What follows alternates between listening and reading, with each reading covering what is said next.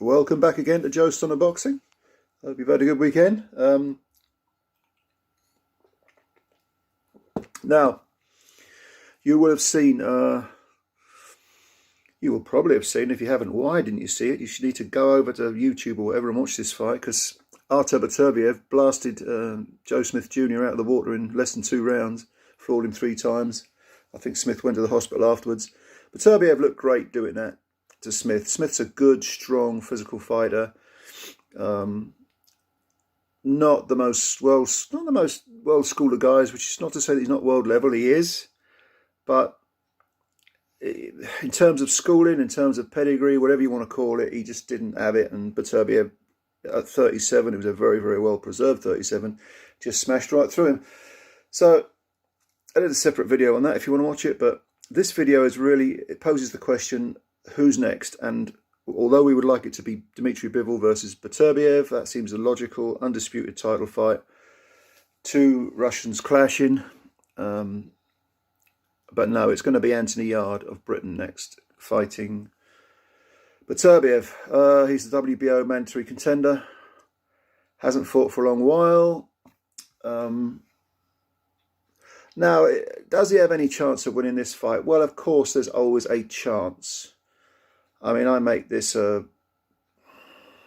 let's be generous to Yarde, 80-20 fight in favour of BETERBIEV.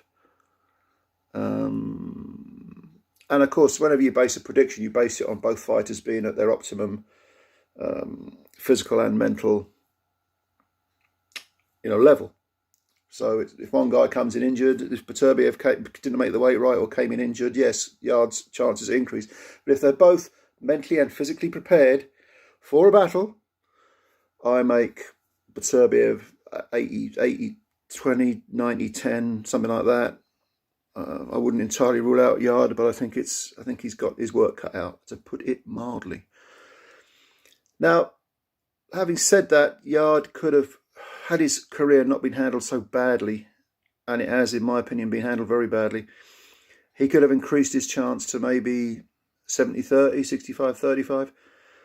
But the way he was brought along throughout his entire career, big periods of inactivity, he did not go down the traditional route, which is surprising for a Frank Warren fighter, because Frank, even at this advanced stage, he likes his fighters to do the domestic, Commonwealth, European, and then world incremental steps route.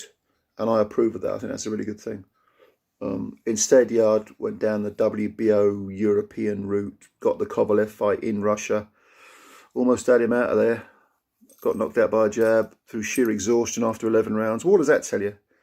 He didn't know whether he could do 12 rounds. Why? Because he wasn't given the right fights to take him 8, 10, 12 rounds. So that he knows he can do the distance. He knows how to preserve stamina. He knows how to pace himself. He knows how to use how much energy at what point during the fight. He never had that experience. So against Kovalev, it was, that infamous empty the tank thing from Tunde Ajayi.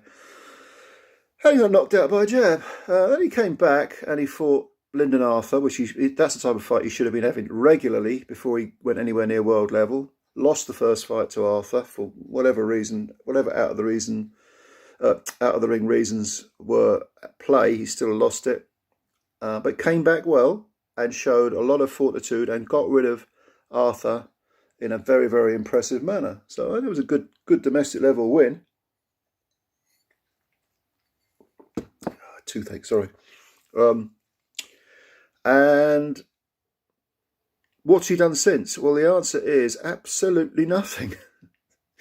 There was that big Fury versus Dillian White card at Wembley Stadium. God only knows why Yarde wasn't on it. I think Frank Warren, I'm going to paraphrase, but I think Frank Warren said, he's got the winner of BETERBIEV and Joe Smith Jr. And he virtually said, we don't want to jeopardise that. Well, if he can't have a 10-rounder, and if a 10-rounder against a B- guy, some good tough guy who's say top 20, who's going to take him 10 rounds, which would be ideal preparation for a real intimidating tough fight. If he can't beat a guy like that, in a 10-rounder, what the fuck's he doing having a world title fight anyway? You don't see Joshua Buatsi sitting on the sidelines. You don't see, I know it's a different weight, but you don't see, you know, a Coley, Riakporhe, any of those guys. They fight because fighters are meant to fight. They're losing the title. So, again, I think the preparation, once he gets into the ring with Beterbiev, how long will he have been out of the ring? A year? I don't know. Either way, it's about preparation being lacking. And this has been something, a long period of activity, not doing enough preparation. This is something that's plagued Yarde's whole career. Now, if he had been brought along correctly, if he had done the domestic route and made himself the genuine champion of the UK, and then moved on, you know, maybe won the Commonwealth belt and then moved on to European level, had 2 or 3 fights, maybe win the EBU title, defend it 2 or 3 times. That preparation of going the rounds, of acclimatising yourself and familiarising yourself to the big events. He's had a few big events. Yes, he had that weird one in Russia, which talk about being a fish out of water. That must all be new to him. But at least he's got the experience of having that, you know, of mentally having that type of, having that experience. But if he'd moved around, maybe for, you know, on the continent, maybe gone to America to fight a few times, get all that, because that's all vital for your confidence level. That's all vital for you to handle unfamiliar surroundings, unfamiliar circumstances.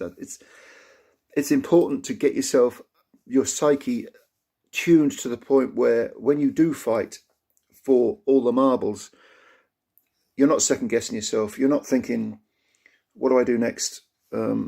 What if this happens? You're not dealing with hypotheticals. You know what you got to do. You're familiar because you've seen similar circumstances, similar scenarios before. You go in there and either you win or lose. But the point is, you give everything. You maximise your potential. And then if you lose, you lose. You look over your shoulder, you say, okay, the guy got me. I think no matter what Yarde had done, Beterbiev will beat him. But it's just so disappointing that a guy with that talent, and Yarde does have a lot of talent, can be manoeuvred in that manner. I'm sure he's made some money. He'll make a lot of money probably from this fight. I don't know, maybe. You know. But to win a title, build a legacy, and make the real money, that takes proper pedigree, proper schooling. Yeah. So those are my thoughts. I don't give him much chance. I want him to win. Don't get me wrong. I'll be cheering Yarde on, and not that I got anything against Beterbiev. I think he's a great fighter, terrific fighter. But he's from the UK and Yarde, so I got to cheer him on. So what do you think? Leave your comments below. If you could subscribe to the channel, that'd be great. Hit the like button. That always helps the channel. I'll leave you with one thought.